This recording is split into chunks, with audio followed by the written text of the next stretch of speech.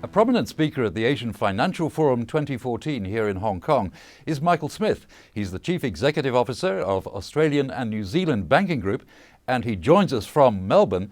Thanks indeed for doing so. I wonder if I could really start by asking you for your outlook in 2014 for the banking industry in the Asia Pacific, bearing in mind that the economic performances of the United States, of Europe and China seem to be much better. 2014 is probably going to be a little better year than we've experienced since the crisis.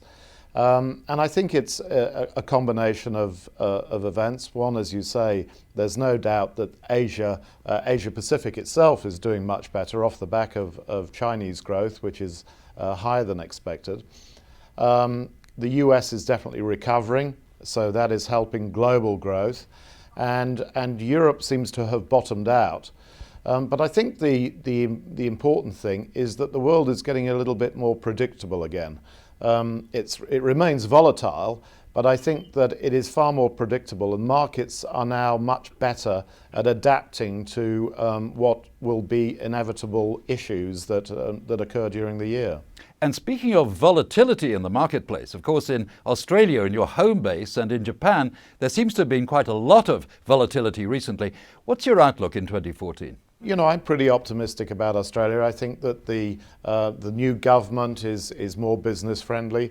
I think that's going to play out in a positive way over the year.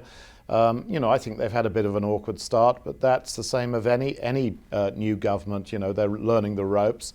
So I'm basically more optimistic about Australia.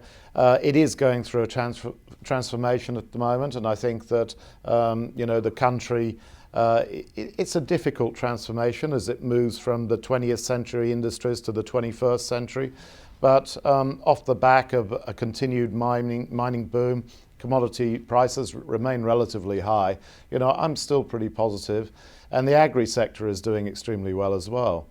Japan, I think, is more interesting in that obviously the whole easing has created excess liquidity in Japan.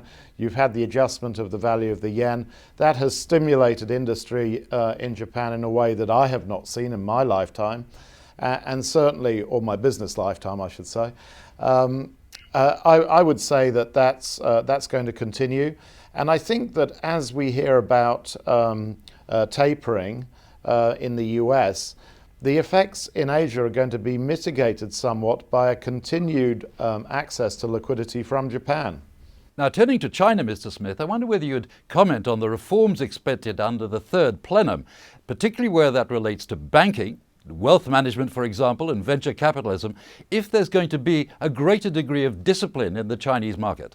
Well, I think that, that says it all, actually. I think that there is. And quite clearly, what we're seeing is that economic reform, and particularly financial reform, are front and center of this new government's to-do list. That's good for China. It's good for the region. It's good for the world, particularly in financial services. So I think that the opportunities there are going to continue to expand. Now, I wonder how you'd see Hong Kong as a market for acquisitions, despite the higher prices, and how you'd rate Hong Kong as a financial market. Well, I think as a financial market, Hong Kong is absolutely an essential market to be in. If you're in the financial services industry and you're not in Hong Kong, then you'd have to question why. And I think that the advantages that Hong Kong has in terms of its stability, its rule of law, and indeed the depth of talent that it has, not only in banking but in the whole of the financial services industry, is something that's going to make it very difficult to replicate in the near term. Therefore, Hong Kong has huge advantage. It is also, I still think, the best way to access China, particularly for those companies and businesses who are inexperienced in dealing with Asia or with China in particular. You know, I think that the expertise you can get from Hong Kong in terms of developing those relationships into China is still absolutely essential. In terms of acquisitions, I think you've got to look at acquisitions in Hong Kong again with a lens on China. And I think what is important is that the value of any business in Hong Kong is its future ability to move into China. And I think the problem has been that the valuations are very much looking in the rearview mirror about the historical value of a Hong Kong-based business, which is not appropriate anymore. Now, given the larger portfolio for RMB instruments here in Hong Kong, would ANZ be looking towards 2014 for a larger range of products under the RMB? Oh, absolutely, and certainly Hong Kong has been the centre of that development, and I think the previous HKMA boss Joseph Yam was very, very instrumental in getting Hong Kong as a centre of renminbi expertise and internationalisation. And that has played through. Norman Chan has picked that up and has moved that forward in a way that they are the preeminent players right now. And of course, ANZ has a significant operation in Hong Kong, and indeed the development of our renminbi business is significant.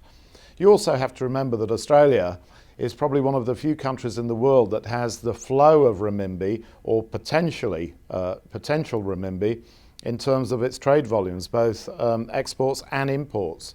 And therefore, renminbi will play a more and more important part in Australia's development. And will Shanghai be a larger player in the RMB internationally, as far as you can see that, into the future? Yes, it will be. And I think the development of the free trade zone is going to be quite significant. And how the issue will be there, how they will create renminbi liquidity without creating cross-border issues between Shanghai Free Trade Zone and Shanghai itself and the rest of the country. So access to international renminbi is going to be very important. And if they do manage to absorb that pool of international renminbi, of course they will give Hong Kong a bit of a run for their money. Mr. Smith, you're attending the Asian Financial Forum here in Hong Kong. What are you expecting to actually hear at the forum? I particularly like this forum because it's the first one of the calendar year. And so it's always interesting to hear people's perspectives on how they are looking at the year ahead. It's a great time to do that. Everybody's just sort of recovered from the end of financial years and indeed the excesses of the festive season. So I think it is actually quite it's a very good forum to hear what people are thinking. And as far as we're concerned, I'm always interested to see what is happening from a China perspective. And Hong Kong is a great place to get that feel. Mr. Smith, thanks very much for joining us.